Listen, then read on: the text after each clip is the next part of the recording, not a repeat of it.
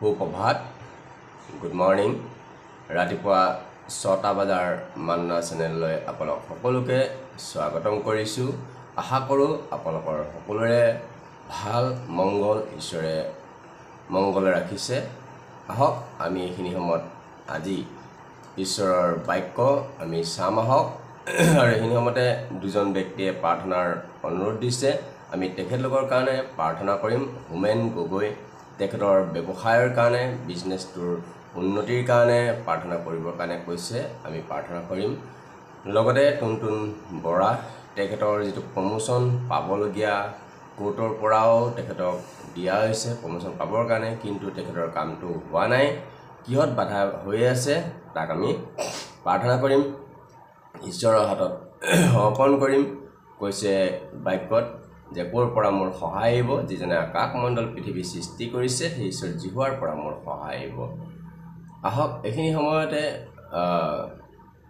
যিটো প্ৰমোশ্যন বা ব্যৱসায়ৰ ক্ষেত্ৰত আপোনালোকৰ ক্ষেত্ৰতো মই নাজানো, কিন্তু মই জনাব বিচাৰোঁ যে ইয়াতে দশম ভাগৰ লগত বহুতো কানেকশ্যন আছে। আমি মলাকীত দেখিবলৈ পাওঁ যে আকাশৰ দুৱাৰ মুকলি কৰি আশীৰ্বাদ বৰষাম নে নবৰষাম ইয়াৰে তুমি পৰীক্ষা কৰি চোৱা। এগৰাকী চিষ্টাৰ আছিলে, তেখেতে ৰিটায়াৰ হওঁ তেখেতৰ আৰু মানে আশা নাই যে তেখেতে প্ৰমোশ্যন পাব, কিন্তু যেতিয়াৰ পৰা তেখেতে ক্লিয়াৰলি দশম ভাগটো দিব ল'লে ঈশ্বৰৰ যিটো ভাগ, তেতিয়া তেওঁৰ সেই আশাটো ইম্পচিবল সময়তো তেখেতে ঈশ্বৰে তেখেতক প্ৰমোশ্যন কৰালে। আৰু এগৰাকী চিষ্টাৰ তেখেতৰ তেজ যোৱা ৰোগ আছিলে আৰু মোক কৈছিলে, মই প্ৰাৰ্থনা কৰিছিলোঁ আৰু তেখেতে দশম ভাগ দিয়া আৰম্ভ কৰিলে। আৰু যেতিয়া দশম ভাগ দিয়া আৰম্ভ কৰিলে তেখেতৰ ৰোগটো, তেজ যোৱা ৰোগটো কমপ্লিটলি বন্ধ হৈ গ'ল। কিন্তু নাজানো পিছত কাৰ কথা শুনি কি হ'ল, তেখেতে দশম ভাগ দিয়াটো বন্ধ কৰি দিলে। আৰু কিছুদিন পিছতে আকৌ তেখেতৰ সেই তেজ যোৱা ৰোগটো আৰম্ভ হৈ গ'ল। এই দশম ভাগতে সকলোখিনি সোমাই আছে নিগুৰ কথা। অকল টকা পইচাৰ ক্ষেত্ৰতে নহয়, শৰীৰৰ ক্ষেত্ৰতো আছে। আৰু এগৰাকী চিষ্টাৰ আছে, তেখেতে দশম ভাগ দি আছিলে আৰু তেখেতৰ হাজবেণ্ড অসুস্থতা, আৰু তেখেতে যেতিয়ালৈকে দশম ভাগ দি আছে তেখেতৰ হাজবেণ্ড সুস্থ হৈ আছে। আৰু যেতিয়াই তেখেতে দশম ভাগ দিবলৈ এৰিলে তাৰ দুদিন পিছতে তেখেতৰ হাজবেণ্ড মৃত্যু হ'ল। এই দশম ভাগতে বহুতো কথা আছে। আমি দশম ভাগটো বহুতো ইজিলি হিচাপত লওঁ, কিন্তু ইজিলি নহয়। যেনেকৈ বাক্যত কৈছে তেনেকৈ বাক্যৰ যোগেদি আমি ভুগিবই লাগিব। আৰু আপোনাৰ যদি চাকৰি জীৱন হয় তেনেহ'লে এইটো আপুনি বিৰাটেই সাৱধান। যেতিয়া আপুনি পেঞ্চন পাব, যেতিয়া আপুনি ৰিটায়াৰ হ'ব, যিটো ঈশ্বৰৰ ভাগটো সেইটো কেতিয়াও নাৰাখিব। যেতিয়া আপুনি পেঞ্চন পাব, যিমানেই নাপাওক, কিন্তু ঈশ্বৰৰ ভাগটো আপুনি ঈশ্বৰক আপুনি দিব, নহ'লে সেইটোৰ যোগেদি আকৌ আপোনাৰ জীৱনত বহুতো ভয়ংকৰ কাৰ্য হ'ব পাৰে। আমি নিজ চকুৰে আমি এই পৰিচৰ্যাত আমি দেখিবলৈ পাইছোঁ, বহুত পৰিয়ালক দেখিবলৈ পাইছোঁ। বহুতে পেঞ্চন হোৱা নাই, আমাক প্ৰাৰ্থনাৰ ৰিকুৱেষ্ট দিছে, পেঞ্চন হৈ গ'ল, তেওঁলোকে কথা দিছে যে দশম ভাগ আমি দিমেই, কিন্তু যেতিয়া হৈ গ'ল কম টকাত দিবলৈ সহজ, কিন্তু যেতিয়া ডাঙৰ এমাউণ্ট হয় তেতিয়া দিবলৈ কাৰণে বিৰাট দিগদাৰ হয়, মনটো বিৰাট দিগদাৰ হয়। আৰু ঈশ্বৰে সেইটো কাৰণে এই টকাটোতে মানুহক পৰীক্ষা কৰি চাইছে যে আমি কিমান ঈশ্বৰলৈ দিল খুলি দিব পাৰোঁ। আৰু তেখেতলোকে নিদিয়াৰ ফলত বিভিন্ন ধৰণৰ তেখেতলোকৰ সমস্যাই এৰা নাই। এইটো আমি সাধাৰণ কথা বুলি ভাবোঁ, ঈশ্বৰৰ দৃষ্টিত সাধাৰণ কথা নহয়। তেখেতে যিটো কৈ দিলে তো কৈয়ে দিলে। সূৰ্য হ বুলি কৈছে তো সূৰ্য হৈছে। ঠিক তেনেদৰে আমি তেখেতৰ লটো আমি মানিব লাগে। আমি যদি তেখেতৰ লটো মানো তেনেহ'লে আপোনাৰ জীৱনত উন্নতি, ছাকচেছ 100% ঈশ্বৰে আপোনাক কৰিব, কাৰণ তেখেতে কথা দিছে। কাৰণ জনাৰ পুস্তক 23 অধ্যায় 19 পদত কৈছে যে ঈশ্বৰ মনুষ্য নহয় যে তেওঁ মিছা কথা ক'ব, মনুষ্যৰ সন্তান নহয় যে তেওঁ মন ঘূৰাব। আহক এইখিনি সময়ত আমি এটা বিষয় লৈ পেলাই আমি চাম খ্ৰীষ্টৰ জীৱনত, খ্ৰীষ্টৰ পৰিয়ালত দুটা বস্তু যি নেকি আদি পুস্তকৰ পৰা দ্বিতীয় বিৱৰণলৈকে যিখিনি নিয়ম দিছে, সেই নিয়মৰ মাজত খোৱা বোৱাৰ বস্তুৰ ভিতৰত যিটো নেকি জন্তু দুবিধ, সেই দুবিধ জন্তুৰ মাজত বিৰোধী হৈ থাকে সমাজত। আৰু এই দুবিধ কি জন্তু হয় যে সমাজত বিৰোধী হৈ থাকে, তে আমি চাম শাস্ত্ৰ মতে। পবিত্ৰ বাইবেল শাস্ত্ৰত কৈছে দ্বিতীয় বিৱৰণ 14 অধ্যায় 8 পদ, আৰু গাহৰি নাখাবা কাৰণ তাৰ খুৰা দুফাল হয়, কিন্তু সি ঘাঁহ নাপাগোলে, সি তোমালোকৰ পক্ষে অসুচি, তোমালোকে সেইবোৰৰ মঙহ নাখাবা, সেইবোৰৰ শকো নুচুবা। এই যিটো গাহৰিটোৰ বিষয়লৈ ঈশ্বৰে কিয় এনেকৈ আমাক মানা কৰিলে, কিয় অসুচি বুলি ক'লে আৰু কিয় খাবৰ কাৰণে আমাক মানা কৰিছে, আমি এইটো বুজিব নোৱাৰোঁ। কিন্তু যেতিয়া আমাৰ সুস্থ শৰীৰ থাকে তেতিয়া আমি বুজিব নোৱাৰোঁ, কিন্তু যেতিয়া আমাৰ বেমাৰ হৈ যায় তেতিয়া আমি বুজিব পাৰোঁ, আৰু তেতিয়া আমি এই মাংসটো আমি ত্যাগ কৰোঁ। আমি যদি চায়েন্স মতেও চাওঁ, মেডিকেল হিচাপত চাওঁ, এই মাংসটোত আপোনাৰ 1% প্ৰটিন নাই, আৰু এইটো বেমাৰৰ কাৰণে বিশেষেই মানে সুবিধাজনক মাংস হয়। এইটো ডক্তৰসকলে জানে কি কি বেমাৰ হয়। আমি কৰোণাৰ সময়ত দেখিবলৈ পাইছোঁ অজস্ৰ গাহৰি তেওঁলোকে পেলাব লগা হৈছে বেমাৰৰ কাৰণে। আৰু যিছুৰ সময়তো আমি দেখিছোঁ যেতিয়া শয়তান 2000 বাহিনী আছিলে, তেতিয়া কৈছিলে আমি ক'ত যাম, সেই গাহৰি জাকত যাম নেকি, তেতিয়া সেই গাহৰি জাকতে যাবৰ কাৰণে আদেশ দিয়া হৈছিলে, আৰু গাহৰি জাকো তাত যাই মৰিছিলে। মোৰ এজন ৰিলেটিভ ভাই, তেখেতে বিৰাট গাহৰি মাংস খাই ভাল পায়, আৰু তেখেতৰ এটা গাহৰি মাংস খোৱাৰ যোগেদি এটা বেমাৰ হ'ল। সেই বেমাৰটোৰ নামটো মই পাহৰিছোঁ, সেইটো ডক্তৰে জানে, আৰু সেই বেমাৰটোৰ গোটেই জীৱনভৰ সি দাৱাই খাই থাকিব লাগিব। আৰু তেওঁ এজনী ছোৱালী ভাল পাই আছিলে, বিয়াৰ বাৰুৰ কাৰণে কথাও হৈছিলে, কিন্তু তেওঁ এইটো বেমাৰৰ কাৰণে তেওঁ বিয়া বাৰটো তেওঁ কেঞ্চেল কৰিব লগা হৈছে, আৰু মনতে খিতাং কৰিলে। আৰু তেওঁ খ্ৰীষ্টৰ বিশ্বাসী নহয়, নন বিলিভাৰ হয়, কিন্তু যীশুক বিশ্বাস কৰে। আৰু মোৰ ওচৰলৈ আহিলে আৰু প্ৰাৰ্থনা কৰিলোঁ যীশুৰ নামত, ঈশ্বৰে তেওঁক সুস্থতা কৰিলে। আজি তেওঁৰ সংসাৰো হ'ল, ঈশ্বৰক ধন্যবাদ দিওঁ। তেওঁৰ যিটো ভয়ংকৰ বেমাৰ হৈছিলে, আৰু আমি যদি চাওঁ যে ইয়াতে কেৱল মুখৰহে জুতি, জিভাৰ জুতি এই মাংসটোত, আৰু চৰ্বি, বিভিন্ন ধৰণৰ ইয়াতে বেমাৰ পোৱা যায়। আমি যেতিয়া মেডিকেলত থাকিব লগা হয়, অসুস্থ হওঁ, তেতিয়াহে এই বিষয়টো বুজি পাওঁ। আজি বহুতো খ্ৰীষ্টৰ পৰিয়ালৰ জীৱনত বিভিন্ন বেমাৰ কিহৰ কাৰণে খোৱাৰ যোগেদি হৈছে। আৰু মই গুৱাহাটী চিটিত এনেকুৱা এখন মেডিকেল নাই য'ত মোক পেচেণ্টে প্ৰাৰ্থনা কৰিবৰ কাৰণে মতা নাই। মই যেতিয়া প্ৰাৰ্থনা কৰিব যাওঁ তাতে দেখিবলৈ পাওঁ এই বেমাৰ পেচেণ্টবোৰৰ অৱস্থা, তেতিয়া তেখেতলোকে ত্যাগ কৰে এই মাংসটো খাবৰ কাৰণে। আৰু ঈশ্বৰেও জানে যে এই মাংসটো খোৱাৰ যোগেদি কোনো লাভজনক নাই, কাৰণ ইয়াত কোনো প্ৰটিন নাই, উল্টাই ক্ষতিহে আছে। সেইটো কাৰণে এই মাংসটোৰ বিষয়লৈ মানা কৰি থৈছে। আৰু এষাৰ বাক্যত কৈছে, আমি যদি চাওঁ ৰোমিঅত কৈছে, ৰোমিঅ 14 অধ্যায় 3 পদ, যিজনে খায় তেওঁ নোখোৱাজনক হেয়গান নকৰক, যিজনে নাখায় তেওঁ খোৱাজনক সুদবিচাৰ নকৰক, কিয়নো ঈশ্বৰে তেওঁক গ্ৰহণ কৰিলে। যিজনে খায় সেইজনক হেয়গান কৰিব মানা কৰিছে, যিজনে নাখায় তেওঁক হেয়গান কৰিবৰ কাৰণে মানা কৰিছে। কিন্তু আমি ইয়াতে হেয়গান কৰা নাই, কিন্তু আমি ইয়াতে এটা বিষয় লৈ পেলাইহে আমি জানিব বিচাৰিছোঁ যে ইয়াতে কৈছে ৰোমিঅ 14 অধ্যায় 17 পদ, কিয়নো ভোজন বা পান কৰাই ঈশ্বৰৰ ৰাজ্য নহয়, কিন্তু ধাৰ্মিকতা, শান্তি আৰু পবিত্ৰ আত্মাৰ আনন্দ এইবোৰহে ঈশ্বৰৰ ৰাজ্যৰ সাৰ। তে ঈশ্বৰৰ ৰাজ্যৰটো ভোজন পানেই নহয় বুলি কৈছে। আৰু ঈশ্বৰৰ বাক্যত কৈছে যে কিছুমানৰ পেটেই তেওঁলোকৰ ঈশ্বৰ বুলি পেলাই কৈছে। আৰু ইয়াতে কৈছে 20 পদত, খোৱা বস্তুৰ নিমিত্তে ঈশ্বৰৰ কৰ্ম বিনষ্ট নকৰিবা। সকলো খুচি, তথাপি যি মানুহে যি ভোজন কৰিবলৈ তেওঁলৈ বিঘিনি জন্মে, সেইটোৱেই তেওঁলৈ মন্দ।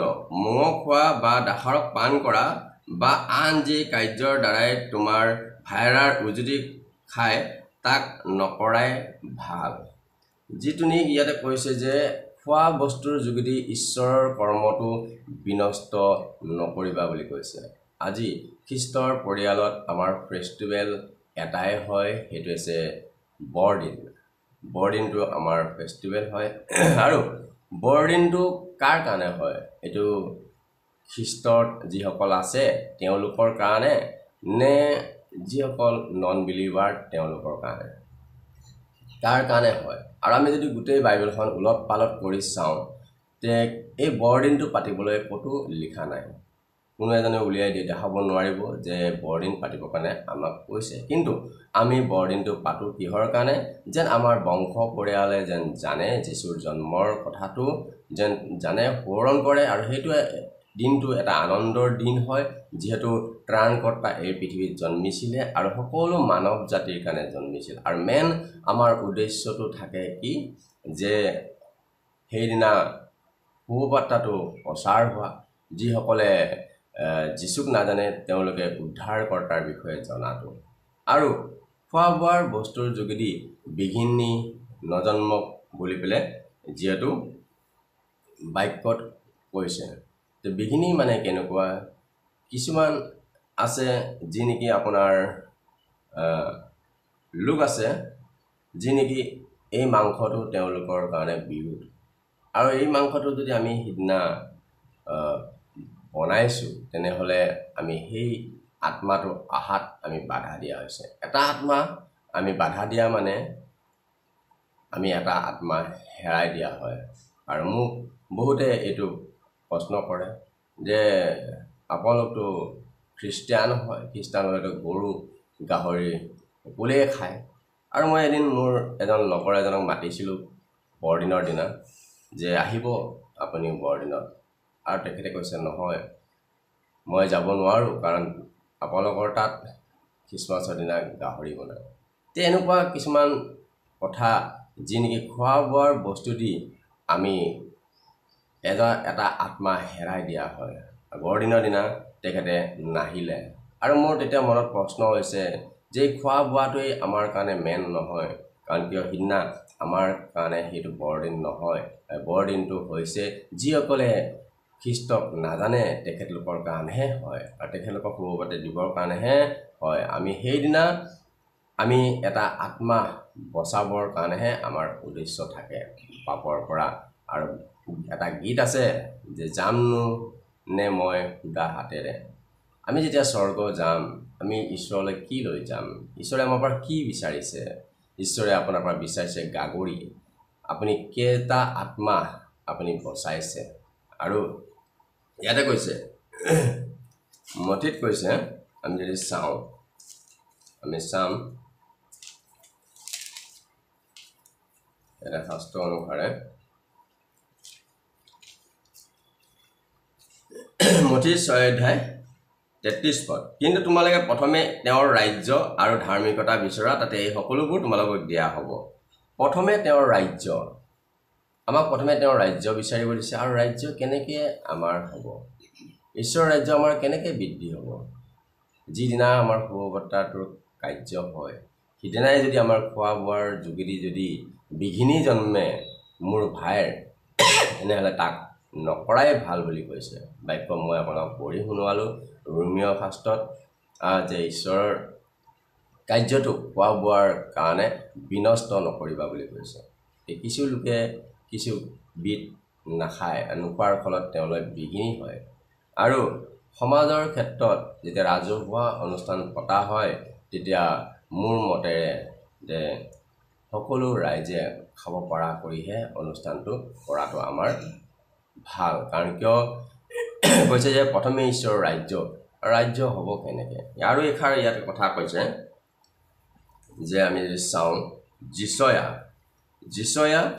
64 অধ্যায় 3 পদ যি মানুহে গৰু মাৰে সি মানুহ বধ কৰাৰ নিচিনা আৰু যি মানুহে ভেড়া পোৱালি বলিদান কৰে সি কুকুৰৰ ডিঙি ভঙাৰ নিচিনা যি মানুহে নৈবেদ্য উৎসৰ্গ কৰে সি গাহৰিৰ তেজ উৎসৰ্গ কৰাৰ নিচিনা আৰু যি মানুহে ধূপ জ্বলায় সি অসাৰ মূৰ্তিক ধন্যবাদ কৰাৰ নিচিনা এনে কি সিহঁতে নিজ নিজ পদ মনোনীত কৰিলে আৰু সিহঁতৰ প্ৰাণে নিজ নিজ ঘিনলগীয়া কৰ্মত সন্তুষ্ট পায় ইয়াতে কৈছে যে যি মানুহে গৰু মাৰে সি মানুহ বধ কৰাৰ নিচিনা বুলি কৈছে শাস্ত্ৰত এইটো মানুহৰ লগত গৰুটোক কিয় তুলনা দিছে ঈশ্বৰে আৰু কৈছে যে ময়ো সিহঁতৰ দুখদায়ক বিষয় মনোনীত কৰিম আৰু সিহঁতে যিহক ভয় কৰে তাকেই সিহঁতলৈ ঘটাম কাৰণ মই মাতিলত সিহঁতে কোনেও উত্তৰ নিদিলে আৰু মই কলত সিহঁতে নুশুনিলে কিন্তু মোৰ দৃষ্টিত যি বেয়া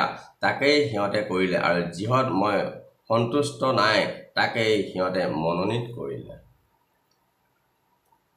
কাৰণ গৰুটোক মানুহৰ লগত তুলনা কিহৰ কাৰণে দিছে যেনেকৈ মানুহ এজন বহু মূল্যৱান হয় তেনেকৈ গৰুটো বহুতো কামৰ বস্তু হয় আজি যদি আমি চাওঁ গাঁৱত আগতে আজিকালিতো ট্ৰেক্টৰ হৈছে কিবা কিবি হৈছে এই গৰুটোৰ যোগেদি খেতি বাৰী হয় মৰণা মৰা হয় আৰু গৰুটোৰ চামৰাৰ যোগেদিও ঢোল খোল এইবোৰ বনোৱা হয় আৰু গৰুৰ গোবৰেৰেও ঘৰ দুৱাৰ মোচা হয় আজিকালি সেইবোৰ নাইকিয়া হ'ল কাৰণ পকা ঘৰ হ'ল টাইলছৰ ঘৰ হ'ল মাৰ্বল পাথৰৰ হ'ল আৰু সেইটো ঈশ্বৰে জানে যে এইটো বহু মূল্যৱান জন্তু হয় সেইটো কাৰণে ঈশ্বৰে বধ কৰিব কাৰণে এই বিষয়টো কৈছে যে মানুহ বধ কৰাৰ নিচিনা কৰে আৰু আজি খ্ৰীষ্টৰ সমাজত আজি মানুহে কিহৰ কাৰণে ক'বৰ কাৰণে এনেকৈ পাইছে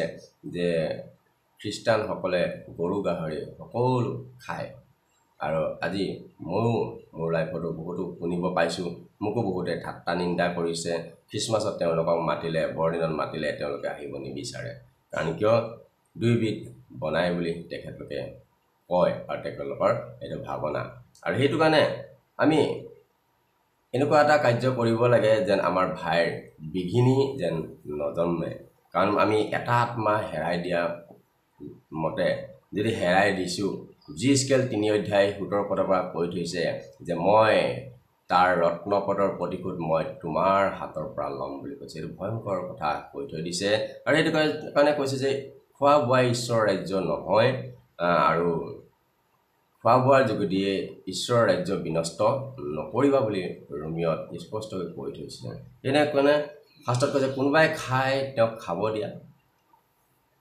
কোনোবাই নাখায় তেওঁক একো নকবা কিহৰ কাৰণে কৈছে এইটো কাৰণ ঈশ্বৰে জানে যে আমাক স্বাধীন কৰি থৈছে জ্ঞান বুদ্ধি দিছে আমি যিহকে কৰিম সেইটোৱে আমি ভুগিম আৰু সেইটো ফলত আজি বহুতো খ্ৰীষ্ট পৰিয়াল ৰোগী হৈ আছে আজি অসুস্থ হৈ আছে মেডিকেলত আছে শয্যাত পৰি আছে খোৱা বোৱাৰ কাৰণে তেওঁলোকৰ শৰীৰত বেমাৰ পাইছে আৰু এটা বাক্য আমি যদি চাওঁ মাৰ্কত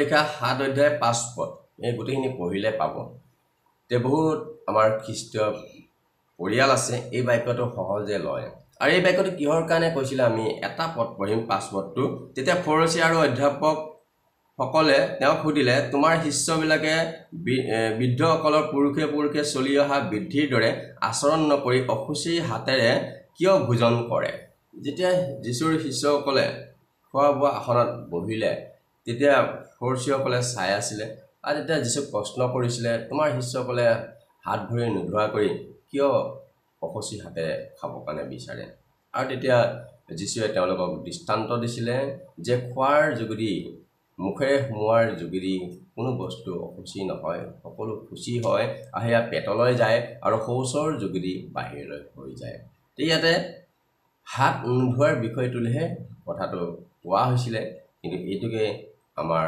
বহুতে খ্ৰীষ্টৰ পৰিলে এই বাক্যটো ইজি কৰি লয় আৰু তেওঁলোকে যেতিয়া সুস্থ থাকে সেইটো তেওঁলোকৰ ভাৱ নহয় কিন্তু যেতিয়া তেওঁলোকৰ শৰীৰত বেমাৰটো লম্ভে বেমাৰ হৈ যায় তেতিয়াহে তেওঁলোকৰ অনুভৱটো হয় এই বাক্যৰ যোগেদি আমাক জনালে আজি ঈশ্বৰে যে খোৱা বোৱাৰ যোগেদি যদি তোমাৰ ভাইৰ বিঘিনি হৈছে তেনেকৈ এইটো নকৰাই ভাল কাৰণ এটা আত্মা হেৰাই যোৱা মানে ঈশ্বৰৰ বাক্যত কৈছে যে এটা আত্মা যদি পাপীয়ে যদি মন পালন কৰে তাতে স্বৰ্গদূত লৈ ঈশ্বৰে আনন্দ কৰে তেনেহ'লে এটা আত্মা যদি আমি হেৰাই দিওঁ খোৱা বোৱাৰ যোগেদি তেনেহ'লে ঈশ্বৰে কিমান দুখ পাব দুখ পায় ধন্যবাদ দিছোঁ সুন্দৰ বাক্যৰ কাৰণে সুন্দৰ বাক্যৰ যোগেদি ঈশ্বৰে জনোৱাৰ কাৰণে আৰু সেইবাবেই মোৰ মণ্ডলীত এই দুইটাই নচলে এই দুইবিধ খাদ্যই মোৰ মণ্ডলীত নচলে আৰু মোৰ বিলিভাৰসকলো এইটো গ্ৰহণ নকৰে কাৰণ কিয় এটা আত্মা যদি খোৱাৰ যোগেদি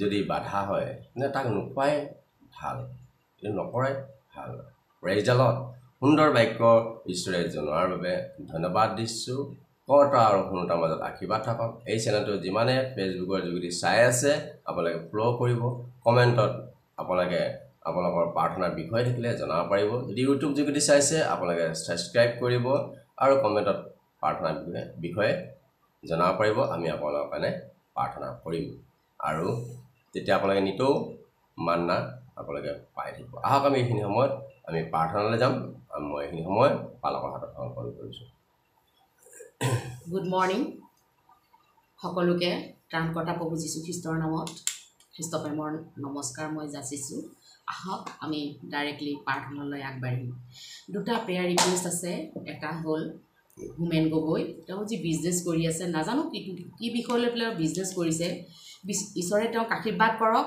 প্ৰচুৰ পৰিমাণে তেওঁক সুফল দিয়ক আৰু তেওঁক উন্নতি দিয়ক লগতে টুনটুন বৰা তেওঁ চাকৰিয়াল হয় তেখেতৰ যি প্ৰমোশ্যনটো এতিয়ালৈকে আহি পৰা নাই বাধা হৈ আছে চৰকাৰী চাকৰিয়ালবিলাকৰ সদায় আমাৰ প্ৰমোশ্যন হয় গতিকে তেখেতকো ঈশ্বৰে আশীৰ্বাদ কৰক যাতে প্ৰমোশ্যনৰ দুৱাৰবোৰ যেন মুকলি হৈ যায় প্ৰভুৱে অনুগ্ৰহ দান কৰক আহক আমি প্ৰাৰ্থনাত কৰিম চকু মুদিম পবিত্ৰ পবিত্ৰ পবিত্ৰ সৰ্ব পৃথিৱীৰ সৃষ্টিকৰ্তা মহান আৰু মৰমেলী ঈশ্বৰ জিহুৱা পিতা তোমাক আমি ধন্যবাদ দিছোঁ পিতা পুনৰাই প্ৰভু এই 6 বাজি চেনেলৰ মাধ্যমৰ যোগেদি প্ৰভু আমি সকলোবিলাকে গোট খাইছোঁ প্ৰভু তুমি প্ৰত্যেকজনৰ বিষয়বোৰ জানা প্ৰত্যেকৰ জীৱনৰ কথা জানা পিতৃলৰ প্ৰভু মই প্ৰাৰ্থনা কৰিম এই সন্তানবিলাকৰ কাৰণে প্ৰভু তুমি আমাৰ প্ৰাৰ্থনা শুনোতাই নহয় উত্তৰ দিতা ঈশ্বৰ হালেলুয়া ধন্যবাদ পবিত্ৰ আত্মা সহায় কৰিবা লৰ্ড হয় পিতা পৰমেশ্বৰ বিশেষকৈ মই প্ৰাৰ্থনা কৰিছোঁ হোমেন গগৈৰ কাৰণে পিতা তেওঁ যি বিজনেছ কৰি আছে প্ৰভু সেই বিজনেছত তুমি উন্নতি দিয়া পিতা আৰু লগতে তেওঁৰ প্ৰভু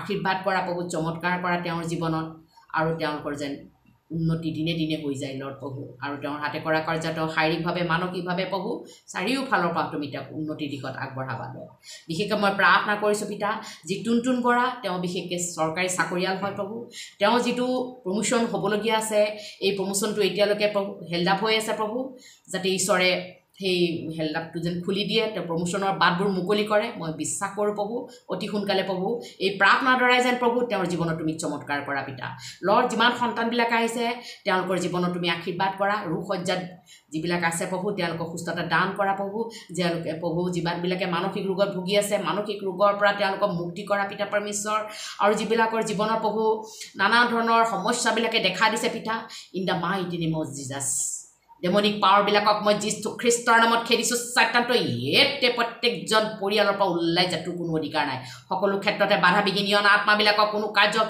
সাৰ্থক হ'বলৈ নিদিয়া আত্মাবিলাকক যীশু খ্ৰীষ্টৰ নামত খেদিছোঁ লৰ্ড আপোনাৰ তেজেদি মই বান্ধিছোঁ পিতা তেওঁলোকৰ সকলো মনৰ বাঞ্ছাবোৰ তুমি সিদ্ধ কৰিবা পিতা পৰমেশ্বৰ যদি তেওঁলোকৰ অভাৱ অনাটন আছে সেইবিলাক সকলো দূৰ কৰিবা কিয়নো তুমি জিহুৱা জিৰি জিহুৱা ৰাফা জিহুৱা নিচি হয় পিতা লগতে প্ৰভু তেওঁলোকৰ যদি কিবা ফাইনেন্সিয়েল প্ৰব্লেম আছে ঋণ ধাৰ আছে সকলো ফালৰ পৰা তুমি উদ্ধাৰ কৰা পিতাপৰ লৰ্ড মই বিশেষকৈ প্ৰাৰ্থনা কৰিছোঁ পিতা ৰিহেবত থকাবিলাকক আশীৰ্বাদ কৰি দিয়া পিতা মানসিক বিকাৰগ্ৰস্ত লোকসকলক তুমি প্ৰভু সুস্থ মচিছ কৰি দিয়া পিতা পৰমেশ্বৰ ৰজাসকলক আশীৰ্বাদ কৰা পিতা আৰু লগতে MLA MP-বিলাকৰ ওপৰত তুমি আশীৰ্বাদ অনুগ্ৰহ দান কৰা পিতা প্ৰভু ন্যায় দিয়া পিতা পৰমেশ্বৰ সুস্বাস্থ্য অধিকাৰী কৰা প্ৰভু দেশত অৰাজকতা আহিবলৈ নিদিবা পিতা পৰমেশ্বৰ আৰু হত্যাবোৰ হ'বলৈ নিদিবা লৰ্ড প্ৰভু বিবিচাৰত পৰিব নিদিবা লৰ্ড দেশত শান্তি স্থাপন হ'বলৈ দিয়া পিতা কিয়নো তুমি শান্তিৰ ঈশ্বৰ প্ৰভু জগতে যেনেকৈ দিয়ে তুমি তেনেকৈ নিদিয়া লৰ্ড প্ৰভু যীশু হয় পিতা মই বিশ্বাস কৰোঁ দুখীয়া দৰিদ্ৰ খাবলৈ ভাত পিন্ধিবলৈ কাপোৰ থাকিবলৈ ঠাই দিয়া প্ৰভু আৰু লগতে পিতা যিমান পৰিয়ালত আজি